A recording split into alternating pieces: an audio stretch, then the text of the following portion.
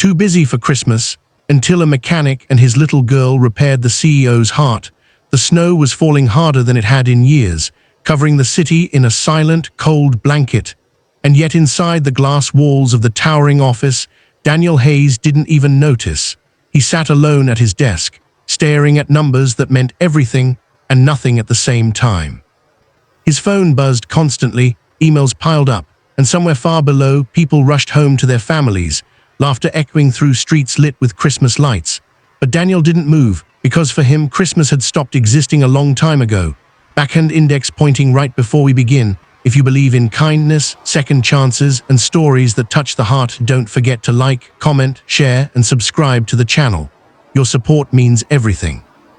Daniel Hayes was one of the most successful CEOs in the city.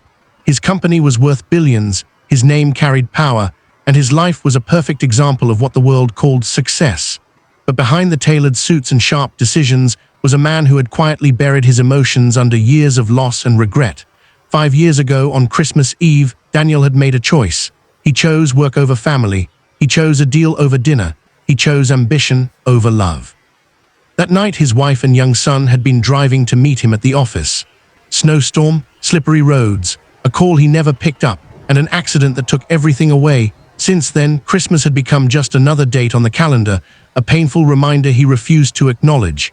Every year, he stayed at work longer, drowned himself in meetings, and pretended the world outside didn't exist, until this Christmas, until the night his car broke down. It was late evening when Daniel finally left the office. The city was glowing with festive lights, but he barely glanced at them. He got into his luxury car, turned the key, and nothing happened. Again, nothing. For the first time in years, something didn't go according to his plan. Frustrated, he stepped out into the freezing cold.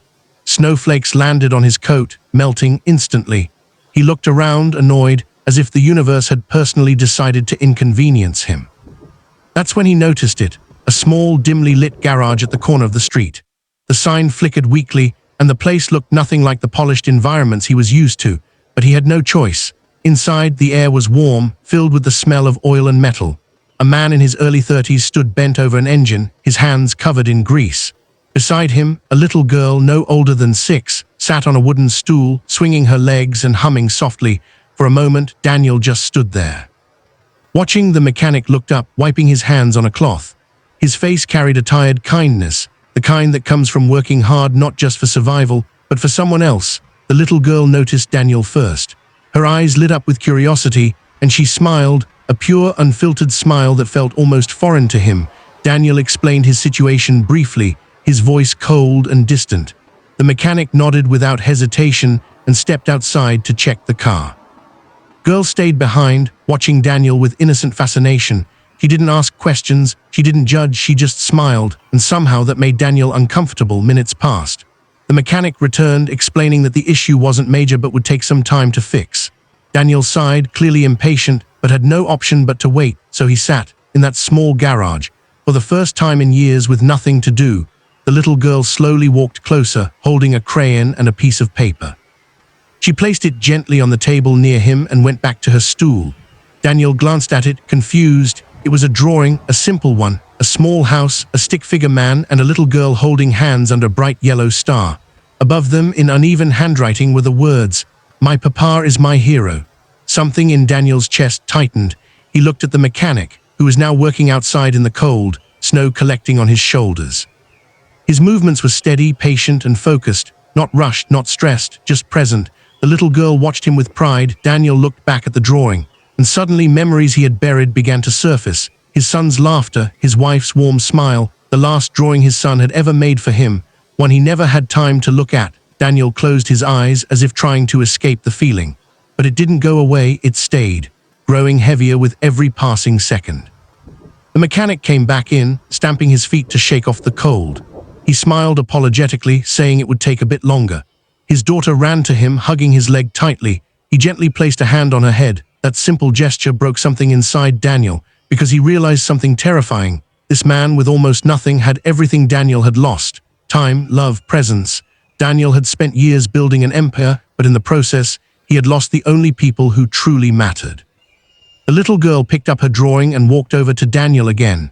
This time, she handed it to him directly, Her small voice, soft but sincere, broke the silence as she told him it was for him because he looked a little sad.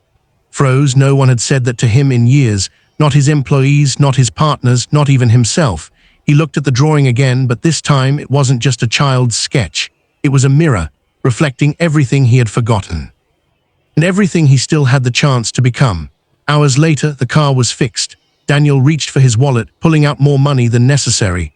The mechanic hesitated, trying to refuse the extra amount, but Daniel insisted, not out of pride, but out of something new, something unfamiliar, gratitude. Before leaving, Daniel paused. He looked at the little girl who waved at him with that same bright smile, and for the first time in years, he smiled back. That night, Daniel didn't go home. He drove aimlessly through the city, watching families gather, lights glowing warmly in windows, laughter spilling into the streets. For once, he didn't feel disconnected. He felt aware. The next morning, something changed. Daniel cancelled all his meetings. His assistants were shocked. His board was confused, but Daniel didn't care. He returned to the garage. The mechanic was surprised to see him again, but before he could ask why, Daniel spoke, not as a CEO, but as a man who had finally realized what he had lost. He didn't talk about business. He didn't talk about money. He talked about regret, about missed chances, about a life that had been full but empty at the same time. The mechanic listened quietly, because sometimes understanding doesn't require words. Over the next few days, Daniel kept coming back.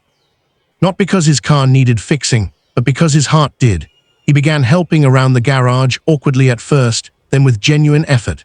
He brought small gifts for the little girl, not expensive ones, but thoughtful ones. He laughed, he listened, he lived. And slowly, the man who had once been too busy for Christmas began to understand its true meaning. On Christmas Eve, Daniel did something he hadn't done in 5 years. He visited his family's grave. Snow fell gently as he stood there, holding the little girl's drawing in his hands. His voice trembled as he whispered an apology, not for working hard, but for forgetting what truly mattered. Tears fell freely, not of regret alone, but of release. Because for the first time,